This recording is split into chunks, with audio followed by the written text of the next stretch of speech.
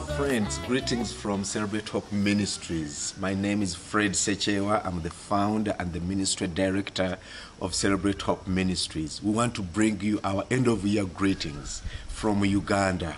Here we serve in Africa. God has been so good for us throughout this year, 2011. And we want to thank Him for all the great things He has done for us. And also to thank you so very much for partnering and standing with us as we've seen this year from the beginning to the end with all the work we've been able to do. Thank you. Thank you for your generosity. Thank you for your prayers. Thank you for your encouragement. Thank you for everything you've done to motivate us, to encourage us, to strengthen us in a ministry. Work has been tremendously done in the communities of Kakuto in Irakai district. Number one, God led us into starting a ministry called Church and Ministry Development.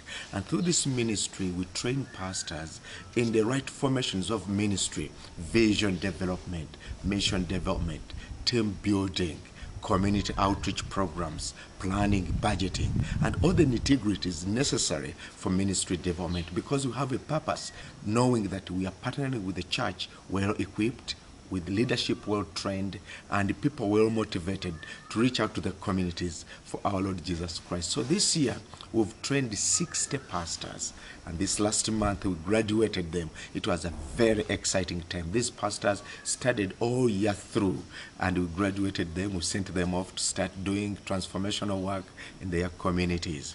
And during the middle of the year, we also did a pastors' conference. We call it Hope Connect. The reason why we call it Hope Connect is because we want our pastors, our leaders, the church in Irakai to connect with hope, to work together with the purpose and the vision and the direction of seeing change coming into our communities. And not only that, as the pastors transition into doing transformational work, the Lord led us this year to do a ministry which is called household development, with the purpose of starting sustainability programs. These programs are going to be emancipating and empowering these communities to be self-reliant, to people to start providing for themselves. And one of those projects we did was coffee planting. This year, 2011, we hit our highest mark of coffee farmers when we mobilized and helped 229 families with coffee plants. And this program has been running for the last 2 years, and this year alone we hit our highest mark, and we've planted over 75,000 trees of coffee. We just thank God for such a great, tremendous number the Lord led us to. And it's because of your generosity. Many people have invested into this work, and we've seen God starting to change. The first coffee planted is now bringing beans. Farmers are getting excited because they are yet to see that they are going to start earning from this program. We've given them spray pumps, we've given them herbicides, we've given them hoes, we've given them machetes, we've given them training in coffee growing, training in group dynamics, training in savings and budgeting and planning, and training in marketing, harvesting, and handling of coffee. Those are the components of training.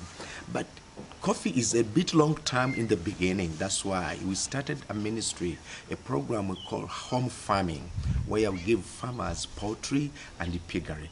This is short term. This is quick yielding.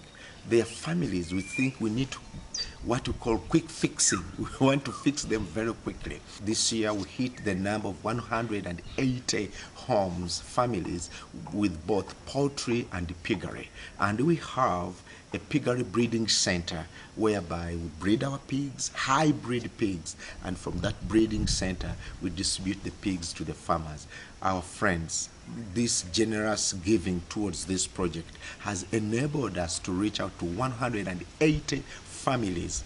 And the math gives it to us, if each family has about 7 people in it, times 180, you see where and how wide we are growing into working and helping families. God has been so very good. God has also given us the opportunity to place children back to school through our Child and Family Development Program. This is a program, probably people commonly call it child sponsorship. We do not call it like that. And our design is completely different from the regular child sponsorship program. This is made in such a way that when a sponsor picks on a child, the relationship lasts for not more than 6 years. But from the first day of the child being sponsored, we start a coffee farm for these children, and eventually we believe that not only this child sponsored will be a beneficiary, but the entire family will be benefiting from this project.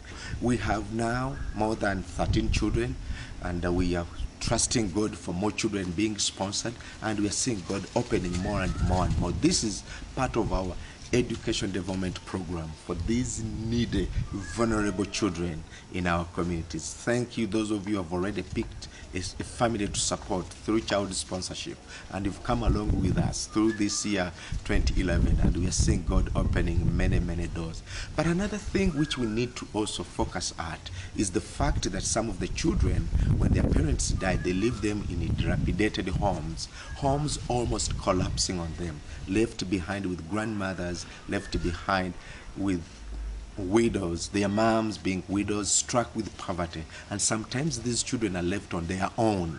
This year we've been able to develop 2 shelters, 2 homes for 2 families. We have resettled 11 orphans in 2 separate homes.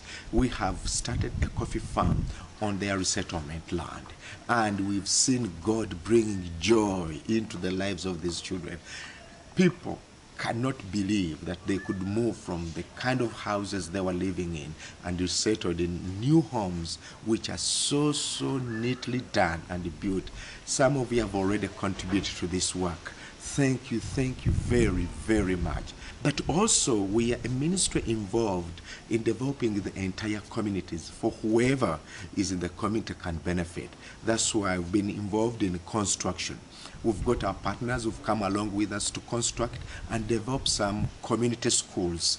These schools are Christian schools run by the churches we work with, but we have developed them and contributed to them through the contribution of library books, through the contribution of laboratory equipment, and all what is needed for a good program to run. But also we did an hygiene project. This hygiene project is very, very, very unique, and that's why I want to thank our partners who really supported us in this work. Thank you so very much. We want to thank our partners, UCCF in particular. This is a unique project whereby we sank a borehole.